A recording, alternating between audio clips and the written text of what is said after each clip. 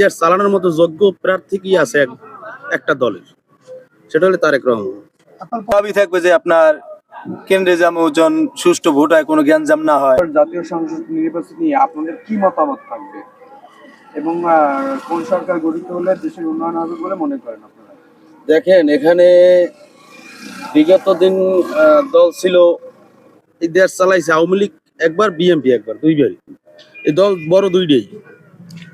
এখন এইটা যদি অন্য দলে এই দেশ চালাইতে পারবে না, চালানোর মতো যোগ্যতা কারো নাই।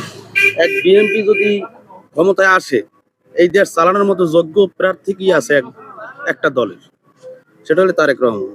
আপনার পছন্দের কোন দল? আমার পছন্দের তারেক রহমান। আমার এই এলাকার সব জায়গায় তারেক রহমানের পছন্দ। এবং নির্বাচনের প্রশাসনের কাছে কি দাবি থাকবে আপনাদের? প্রশাসনের কাছে তো নিরপেক্ষ নির্দলীয় নির্বাচনই হবে।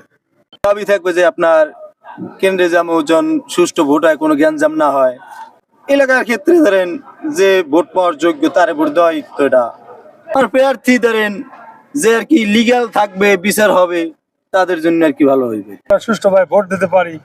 হয়তো 17 বছর ধরে ভোট দিতে পারি নাই, যে কেন্দ্রে দেয় যে ভোট দেওয়া হয়ে গেছে, কিন্তু এখন যেন আমরা ভোট দিতে পারি, সুষ্ঠুভাবে ভোট হয়, আমরা এই ভোটের আনন্দটা যেন উপভোগ করতে পারি, এটাই তো আমাকে দাবি। আর একটা হলো রাস্তাঘাট, এই উন্নয়ন, এটাই ব্রিজ কালভার্ট, এই কাজ চুরি না হয়।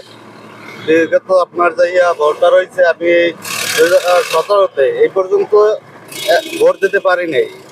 এখন যাতে ভোট দিতে পারি এরকম যেন পরিবেশ তৈরি হয়, ধানের শীষের করতে সমর্থন করি। ধন্যবাদ।